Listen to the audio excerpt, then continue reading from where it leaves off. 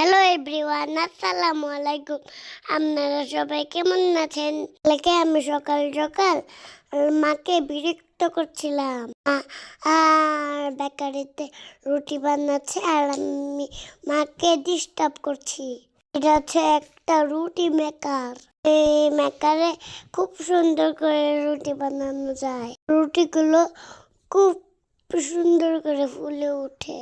যখন রুটি বানাই তখন আমি মাকে সাহায্য করতে চাই, কিন্তু আমার মা কোনোভাবেই সাহায্য করতে দেয় না।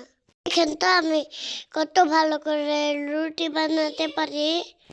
মা আজকে আমার মা রুটি দিয়ে ডিম ভাজি দিয়ে কুত্তুরি খেতে দিয়েছে। আমরা খুব সুন্দর করে লক্ষ্মী সোনার মতো খেয়ে উঠেছি। তারপর মা রান্না করে চলে গেল।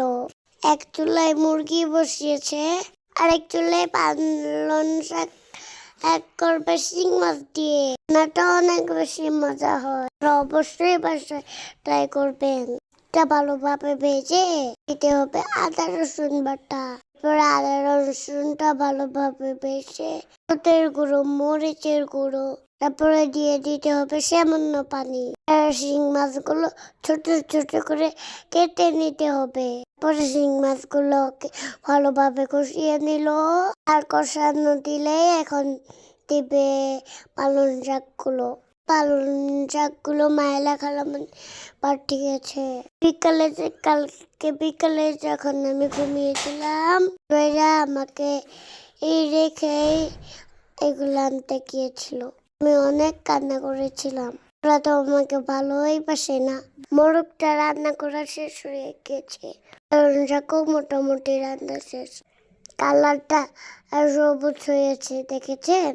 তারপরে আমাদের জন্য মাছের রান্না করছে। 12টা বাজে আমরা খাবো। 10টা বাজে আমরা রুটি দিয়ে ডিম দিয়ে খেয়েছিলাম। 9:30 বাজে ঘুম থেকে উঠেছি। করতে করতে হাত মুখ ধুতে 9:30 বেজে গেছে। এখন আমরা নাস্তা খেয়েছি। এখন আমরা সেরেলাক খাবো। সেরেলাকটা রান্না করা শেষ হয়ে গিয়েছে। আপনারা কোনোভাবে পাতলা করে রান্না করতে পারেন। পালং শাক রান্না করা শেষ। এখন বলবে পুঁটি মাছ।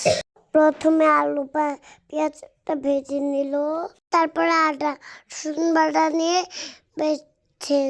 ভেজে নিবে।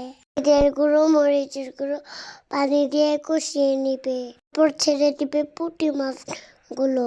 মাছের সাথে একটা কই মাছও দেখা যাচ্ছে। কই মাছটা মনে হয় আমার জন্য দিয়েছে। আর টমেটোটা একটু পরেই দিয়ে দিবে। পুঁটি মাছগুলো তাজা হলেই খেতে ভালো লাগে। পুঁটি মাছ ভাজা আর আলু টমেটোর ঝোল আমার বাবা অনেক বেশি পছন্দ করে। এটা তো পরে খাবার, তাই তরকারি রান্না করছে। আমাদেরকে এখন সেরেলাক দিয়ে দিবে। সেরেলাক খেতে আমরা অনেক পছন্দ করি। সেরেলাকটা বাচ্চাদের মুখের রুচি বাড়ায়, প্রতিরোধ ক্ষমতা বাড়ায়। এখনই অর্ডার করুন আয়শা ড্রিম ফুড পেজে। চিটা মাংস দেওয়া থাকবে। তরকারিতে টমেটো দেওয়া ছিল। আর একটু কষানোর পর ঝোল দিয়ে দিবে। কোনো তরকারি যত বেশি মজা হয় কষাবেন তত বেশি মজা হবে। তরকারিটা আলতোভাবে নেড়ে চেড়ে ঢেকে নেবে। মিনিট পর ঢাকনা উঠিয়ে ঝোল দিয়ে দিবে।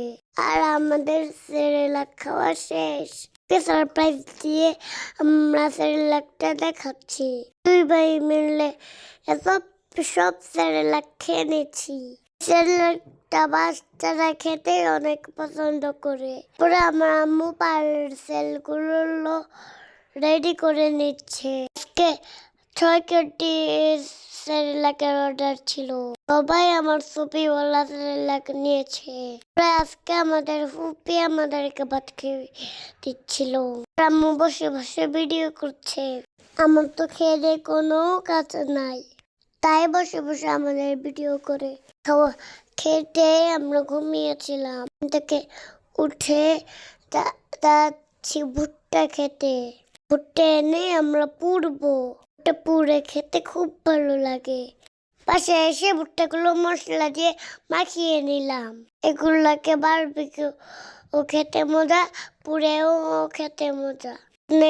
মশলা দেওয়ার পরে বারবিকিউ মশলা দেওয়া হয়েছে।